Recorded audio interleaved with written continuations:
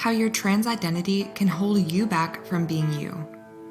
Every trans person has a perception about their gender identity, which impacts their perception of themselves and how they perceive authenticity. However, there is a distinct line between the self and your gender identity. This article aims to look at this distinction so you can better connect with yourself as a trans person. The self is essentially a version of yourself that is always present. It is who you inherently are and defines your existence. On the other hand, your identity is your perception of who you are. Your idea of who this self is defines your identity. Therefore, your identity is not who you are because it can be warped. It can change with time, based on the context as well as your mood.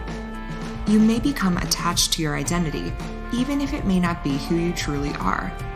However, identity is a construct that attempts to express who you are in a simple manner, without delving into the intricacies. Identity is also attributed to labels such as name, gender, sexuality, and so on. Your identity is how you define yourself, and it impacts your perception of your own self. Identity is important because it helps us understand who we are as people and where we fit in. By the age of 12 or so, as we begin to go through puberty, the need to define our identity is strengthened in order to carve a space for ourselves in this chaotic world.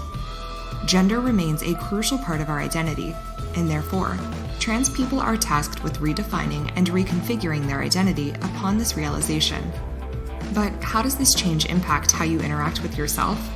How do you perceive yourself after this change? You may have given yourself permission to change. You may have started transitioning, or at least acknowledged that you want to transition. You might have started acting differently to feel more connected with yourself. While all of these may be positive changes, labeling yourself might actually restrict the self. Especially for trans women, this identity can be particularly limiting.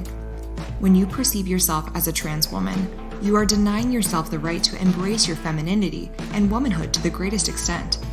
You may be rejecting various layers of your own femininity that are inherent to you. Trans women often do not perceive themselves as complete women. In fact, there are many people who call themselves women after years and years of transitioning. Therefore, identity plays a huge role in holding you back from embracing your innate self. That is why trans women experience gender euphoria for only brief moments. In fact, gender identity often is the crutch holding you back from experiencing and enjoying your womanhood to its peak.